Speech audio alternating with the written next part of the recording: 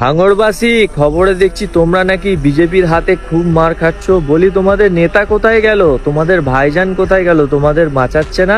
শোনো শোনো, আর একটা কথা, দিলীপ ঘোষ বলেছে নামাজ পড়ার হলে পাকিস্তানে চলে যাও। বলি তোমাদের ভাইজান এই বিষয় নিয়ে কেন মুখ খুলছে না? এই অলি, অন্ধভক্তদের সাথে থেকে থেকে তো তুই দেখছি বিশাল বড় অন্ধভক্ত হয়ে গেছিস রে। রেড রোডের বিষয়ে দিলীপ ঘোষের অবাঞ্ছিত মন্তব্যে নওশাদ সিদ্দিকী মুখ খুলেনি। কোথায় থাকিস তুই, সোশ্যাল মিডিয়াতে না ইঁদুরির গর্তে? এই দেখ ভিডিওটা দেখ। এক বছরে এমনি দম বন্ধ হয়ে যাচ্ছে, জান বাংলাদেশে পাকিস্তান চলে যান, এখানে নামাজ পড়ুন, কেউ বলবে না, এখানে চলবে না এইসব। সরকার পাল্টে গেছে, লোক পাল্টে যায়, জানে এগুলো বন্ধ করবো বলে, আর বন্ধ হবেই জেনে রাখুন। বলছি রেড রোডে নামাজ বন্ধ করে দেওয়া হয়েছে, অথচ সেখানে যোগার জন্য এক সপ্তাহ ধরে বন্ধ। এই প্রসঙ্গে দিলীপ ঘোষকে প্রশ্ন করলে তিনি বলছেন যারা রেড রোডে নামাজ পড়তে যান তারা বাংলাদেশে চলে যান। ব্যাপারটা হচ্ছে উপযুক্ত উত্তর না থাকলে এই অবাঞ্ছিত উত্তর তারা দেয়। প্রশ্নের সম্মুখীন হতে ভয় পায় এরা। এদের বস নরেন্দ্র দামোদর দাস মোদী ভারতবর্ষের সর্বকালীন রেকর্ড দিনের প্রধানমন্ত্রী, তিনি কৃতিত্ব নিচ্ছে, কিন্তু আজ পর্যন্ত মিডিয়ার সামনে দাঁড়াতে ভয় পাচ্ছে। আর যেগুলো মিডিয়ার সামনে দাঁড়ায় সঠিক উত্তর না দিয়ে পালানোর চেষ্টা করে, এটা কোনো যুক্তিযুক্ত হলো? মানুষ প্রশ্ন করবে না? ডেমোক্রেটিক রাইট, প্রত্যেকটা মানুষের প্রশ্ন করার অধিকার আছে।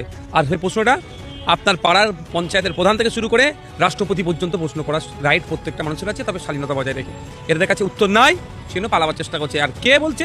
যে কদিন আগে বলেছিল গরুর দুধে সোনা আছে, গরুর পিঠে হাত বদলালে শ্বাসকষ্ট নাকি ভালো হয়ে যায়, এদের কাছ থেকে এর থেকে বেশি আশা করাটা ভুল হবে।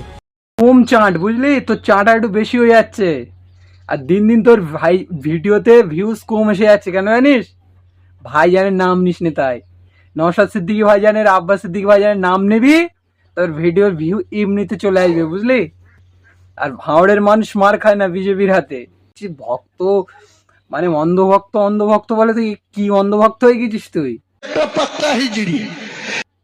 তো চোখ দুটো তো পুরো অন্ধ হয়ে গেছে, দেখতে পাচ্ছি। কম চাট ভাই, একটু কম চাট। বন্ধুরা, বাকিটা এই অলিকে তোমরা বোঝাও। কমেন্ট বক্সে আমার সাথে যদি একমত হও, অবশ্যই একে একটু বোঝাও।